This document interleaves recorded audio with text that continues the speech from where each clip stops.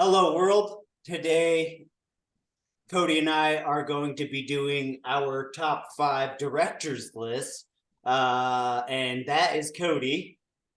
And that's Kyle. And he's actually going to get us started today because his number five is not in my top five. I definitely like the movies that these guys have done.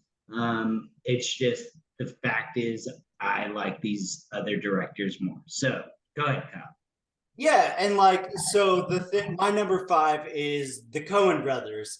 And the thing about the Coen brothers is they're in this way most comparable to somebody on your list or maybe a couple people on your list where you look them up and it's like, dude, they made this, they made this, they made this. Like the movie Miller's Crossing with John Turturro, it was made in like 1983 by the Coen brothers. And it's like, yeah, exactly.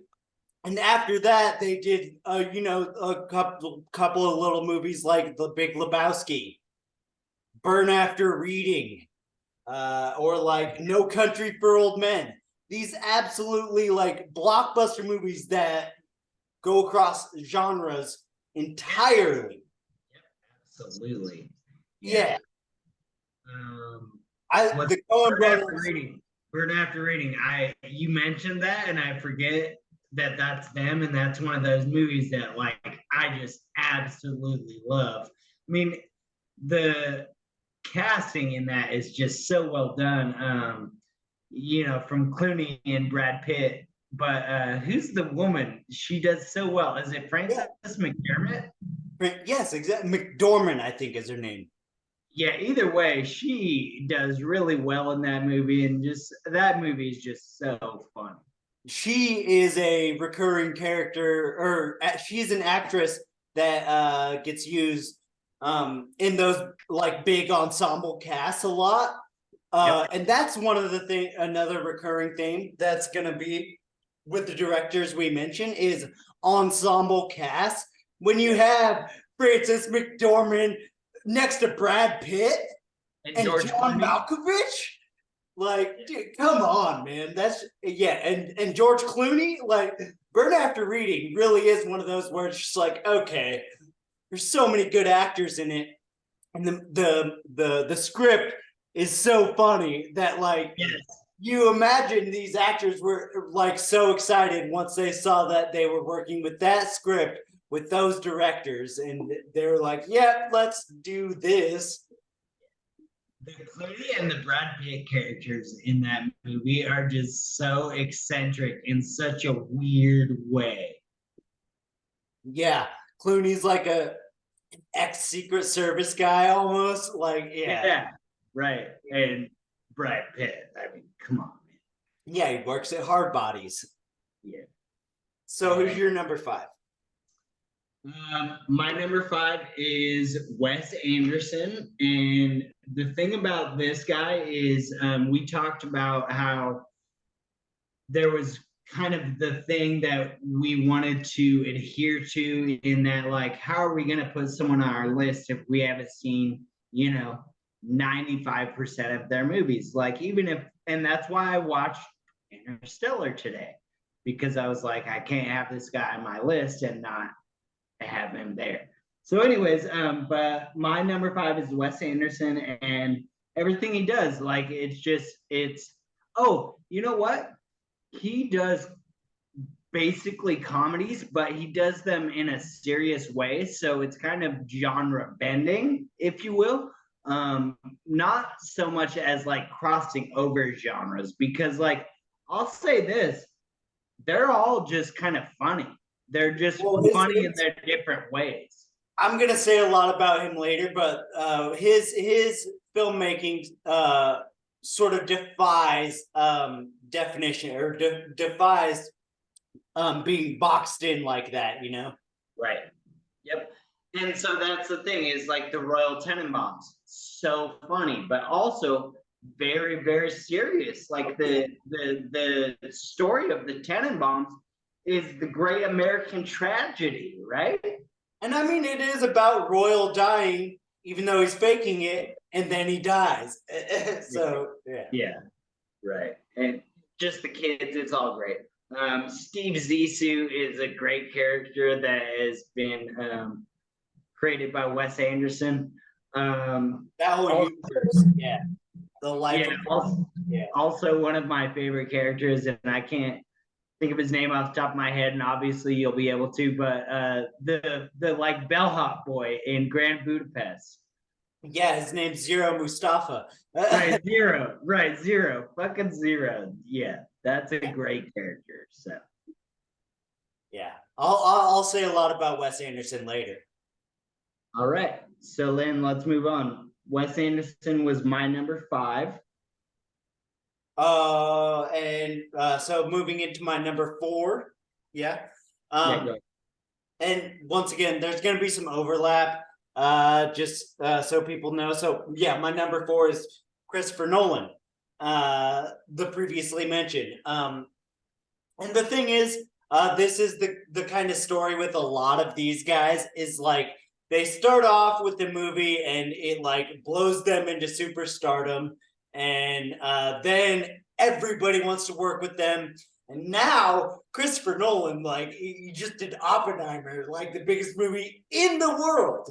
But he started with a little movie called Memento, and it was starring Guy Pearce. Like once again in the freaking 90s, like early 90s. He does Memento, but then he starts getting bigger jobs, and he does the Dark Knight trilogy just a few years after Memento. And the Dark Knight trilogy also just like blew Christopher Nolan into like superstardom. And then also like one of his like lesser known, but like it's a blockbuster movie is The Prestige. Oh man, I did not know he did that. I've seen The Prestige multiple times and love that movie. Yeah, it's amazing, and I'm glad I brought that up and wrote that down because yeah, that's the thing. I'm sorry if you're gonna have a lot to say about it, but yeah, we know that after Memento and The Dark Knight and The Prestige, he did Inception, one of the biggest freaking movies ever. Interstellar, dude, like arguably that is in my list of top 10 movies of all time. Hands down, it might even be in my list of top 5. And then yeah, he made the biggest movie in the world right now, Oppenheimer. Yeah, and so we made a technical mistake, and so I should have no, just because like I should have gone into my number 4, because Nolan is my number 3, and instead of coming back to yeah, we'll just finish the Christopher Nolan conversation right now. Yeah, that's fine. And so really what it is for me is I watched Interstellar today, and like you said, it's one of the best movies I've ever seen. Yeah. As a science teacher, I like to think that I have at least a little bit of basic science knowledge. Not only that, but space is like specifically something I really like. I have a whole tattoo that is space, and like not only that, I have a second tattoo that is the solar system. So, like, Interstellar also brings gravity into the space time continuum, which is something I've been thinking about personally because I think about weird things. Even Neil deGrasse Tyson came out and was like, he did a pretty good job. Like the science community has come out and said that Interstellar does an all right job when it comes to like astrophysics and speculation. Yeah. I love that you said the word speculation because there's actually a line in the movie, and if I had seen it more than once, I would remember it. But they say in the beginning something like, and I think it's his daughter, and she says something about how science is like about what we don't know. And like, I really like that idea when it comes to science because like that's why science changes. And like gravity and time being things that could be different in different universes and different realms is such a unique and cool concept to me, because these are things that we view as laws and things that can't be changed and things that, just are the way that they are. But what if gravity wasn't the way it is? And what if, time wasn't the way it is, the way we view it? Time isn't. Time is relative, 100%. It is. Exactly. Yeah, it's relative. We measure time relative to our star, the sun. And numerically, like we do it numerically. Exactly. Like what are numbers even? So yeah. Well, that's a little further, but yeah. Exactly. Let's not get too far off into the into the Nolan ideas that are presented in that movie. And so that actually is, I'll say, he does a really good job of doing the same thing in Inception. Inception takes concepts of time and really, really make you question how we view time. This is so funny because that's literally like, yeah, it goes back to Memento. Have you seen Memento? Yeah, exactly. So, It's like 25 years later. And then in between that, he does Batman, the best Batman movies ever made. Yeah, exactly. So that's that. So like Wes Anderson has a style all of his own. Once again, hard to define. But Chris Nolan is like one of those guys that he could direct The Dark Knight and then do Interstellar. And it's like, all right, dude. So one other thing that I just want to say as I'm thinking about it, because the Batman trilogy by Christopher Nolan is why he's that high in our list. And also, that's what I was thinking. Tim Burton. Tim Burton should have come up in our honorable mention conversation. And so I'm just going to say it right now as I remember it, because I can't think of a Tim Burton movie that I don't like.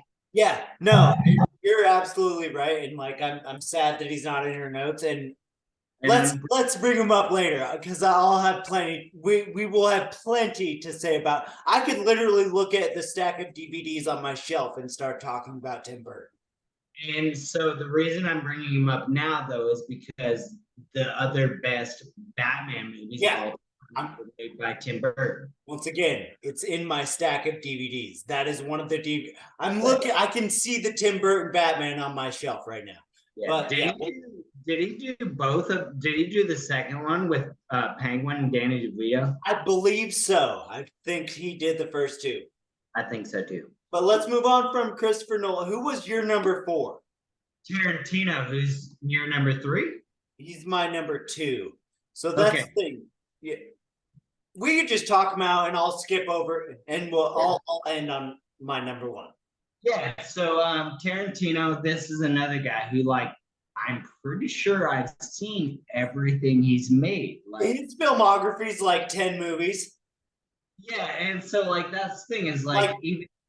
Yeah, sorry. So like his old stuff, his old one is Reservoir Dogs. Like obviously he did that, and then and now it's like he is the guy who went from like obscurity, and like had like Harvey Keitel and Steve Buscemi, and there were some Hollywood actors in Reservoir Dogs for sure, but after Reservoir Dogs, it was like, all right, everybody wants to be in a Tarantino movie. And then I remember it being like a big deal when DiCaprio was going to work with Tarantino. And it was like, oh no, he's not going to just work with Tarantino. He's going to say the N-word 400 times on screen in a Tarantino movie about slavery. Yeah, and so I'm pretty sure Django comes in because you're referencing Django now. I'm pretty sure that comes in on your top 5 list. It might not. No, okay. But either way, so that's the thing is like, even the other ones, like The Hateful Eight, I've seen that movie and it's awesome. I love that movie. Yeah. The Kill Bill movies. We talked about them the other day. It's just two movies, but it's like a saga. Like it's just such an awesome story, and it's not short by any means. And really the Kill Bill movies too is they they kind of, I feel like we're a real, not like step away, because like you can see that it's him with like the blood spurting and like the crazy violence and whatnot. But it very much feels like a samurai movie, like a I've seen some Japanese films and it watches like an old samurai movie, the two-part saga. Like it tells like an old Japanese story. Did Tarantino do Dust Till Dawn? Um, I don't know. I know he's in it. Well, He's it's Robert Rodriguez. Yeah, and he's in it, and he may have written and produced. But it was directed by Robert Rodriguez. I know that much. Yeah, and that makes sense because we know who Robert Rodriguez is. Yeah, that's the same thing with True. I told you about the movie True Romance. It's incredibly. You might not know, but like the entire internet, believe me, they know the movie True Romance. It's incredibly popular. I know. Yeah, and it was written by Tarantino, but directed by Tony Scott. He's done that, like he did that like 2 or 3 times early in his career, where he didn't necessarily direct everything that he had written or produced. Right. And that was essentially like you said it the other day, but when Tarantino comes to you, it's like, hey, I wrote this. You can direct it. Yeah, you should probably make this. It's gonna get you. Like, yeah, it's gonna be a great movie. Do you want to direct it? Yeah, but that was early on. Now he just writes and directs all his own stuff. I guess he doesn't even use a computer or laptop. He writes everything longhand, like by hand. Jay-Z doesn't write down anything. I was actually somewhat aware of that, yes. How do you rap like that and never write anything down? And it's just so crazy because like I like the best rapper of all time, Eminem, obviously, like a prolific writer. Like he wrote his raps or writes his raps. So did Tupac though. Tupac was a writer. Yeah. All right. We've covered my 3. Wait, no. So the last thing I do want to say about the Tarantino one is he did make Once Upon a Time in Hollywood, where he brought. You've never seen that? No, I said great movie. Oh, yes. Yeah, anyways, dude, the friendship, the pro down that Leo and Brad have is so great. And like I just wanted to reiterate something that I had said before, is that like with Kill Bill, you can totally tell that like he was going for something. Like, and in Once Upon a Time in Hollywood, when you learn about Quentin Tarantino, like he was the kid who was on the movie set seeing stuntmen and all these behind the scenes stuff. And like he was obsessed with 1970s Hollywood, and you can just tell. And it was the bro down between the stuntman and the actor. Yeah. That's awesome. You love that. I guess that was like a common relationship. That's cool. I like that. Are you drinking a Mexican soda? Oh, it should be. I drank a Jarritos today. I went to a Peruvian restaurant. It looks like a Jarrito. It's a fancy Jarritos. It's good. Whatever.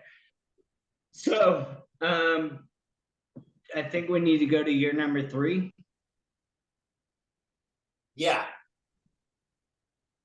So it's a big one. Guy Ritchie. Yeah, so this. I don't have any notes for Guy Ritchie. I don't either. Because, yeah. I don't know his whole filmography, but I could almost name it. So, like, that's the thing. Is like he, like a lot of other people, or like a lot of people on our list, made like sort of independent movie that like projected him into once again directorial like Stratosphere. yeah onto the Hall of Fame. And that's Lock, Stock, and Two Smoking Barrels, and it's just one of the best. That's also it's just absolutely amazing. One of the best foreign films of like it might be my favorite foreign film because it's technically British. I would say Snatch is better, but that's okay. Well, yeah, but that was the thing is he did Lock, Stock, and you can tell there. I don't think there's a single American actor in it. Yeah, exactly. I like it is an indie. It's a straight up independent film. Guy Ritchie's Lock, Stock, Two Smoking Barrels. The movie he made directly after that was Snatch, and Snatch is one of the most popular movies of all time. With what Brad Pitt and the memes. So that's the thing is like Brad Pitt, Benicio del Toro, and you know, well, yeah. Statham? Well, he was in the first one. That's what's crazy about Jason Statham is like he kind of owes. I feel like he might owe a lot to Guy Ritchie. Like maybe people wouldn't even know who he is if it weren't for Lock, Stock, and Two Smoking Barrels. But yeah, so Snatch is just ridiculously huge. Like throws him into. It's a cult classic. Snatch. Snatch might come into my top 5 for favorite movies, actually. So. Well, if we're gonna do heist movies, then it will definitely be on that list. It might be the number 1 on that list. Yeah. So, but after Snatch, he gets blown into superstardom, and he does some other movies like Wrath of Man. And yeah, I wish I had taken more notes. Actually, sorry, what? Rolla is a great movie by Guy Ritchie. Rolla, thank you. Yeah, it's not very much critically acclaimed. I don't think even still. Yeah, a lot of people. Yeah, and that was the other one that was like on in the lines of that like British criminal underworld. Yeah, like Lock, Stock, Snatch, Rock and Rolla. Wrath of Man is actually starring Jason Statham, and he's an armored car driver, kind of. Yeah, so it's about, but it's in LA. It takes place in LA. And the other thing is like, Guy Ritchie got some like lucrative job offers, I guess, because he also did the fucking Sherlock Holmes with Robert Downey. He did both of those. Those are huge. And he did Aladdin. He did the live action remake of Aladdin. So it's like Lock, Stock, Snatch, bunch of crime movies, and then Sherlock Holmes and Aladdin. And it's like, all right, I'm down. Seriously, I love those movies. Sherlock Holmes and Aladdin are all great movies. I actually haven't seen the Sherlock Holmes with Robert Downey, but I have heard they're good, and I probably would like them because I love Robert Downey. So. I thought you were going to say you hadn't seen the Aladdin, and that would be more. Dude, those Sherlock Holmes movies are amazing. The Aladdin is the one with Will Smith, right? Yeah, I've seen that. Yeah, and that's the thing. It's like, oh, Guy Ritchie directed this. Yes, very, very weird. Yeah, so that's my number 3. Yeah, so my number 2 isn't on your list, and this is just stupid. Because and that's the thing about the Coen brothers. I think that we were skirting around the idea of is that like you're surprised at the different types of movie this director makes, and that's Scorsese. And so like the best gangster movies of all time. We literally talked about this last week. Goodfellas and The Departed. He directed both of them. Yeah. How is this guy not on your list? So he also did The Aviator. You like the Howard Hughes story? It's like, yeah, it's one of my, it's one of my favorite movies of all time. Like that's my. What else? You know what else he did? Wolf of Wall Street. Yeah, They tossed the midgets. yeah. So there's that.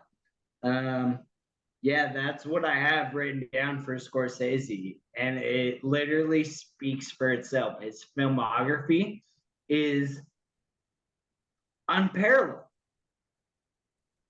Like, yeah, Coen Brothers, and my honorable mention, who's your number one.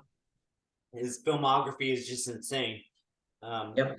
Yeah. So, oh, and yeah, why don't we just do a recap? I think that'll be a good idea if we just at the end. Yeah, good idea. Yeah. Because I'm almost yeah, I think we can just get into our number ones, right? You just did number two. Yep. Yeah, so dude, Scorsese, I'm sorry. Like, and the reason I can't put him in my list is because it's not exactly a couple of slouches here. Yeah, and the one I was like least researched on was Guy Ritchie, and no offense, I like there's just I know every movie he's made, and I like every movie he's made. It's only like 8 or 9 movies compared to Scorsese's like 25. Yeah, that's all.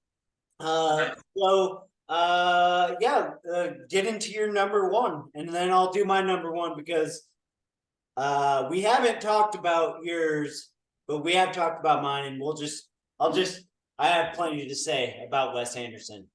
Yeah, so this one is really interesting because similar to Scorsese, where you have the best gangster movies of all time, but you also have Wall Street and The Aviator.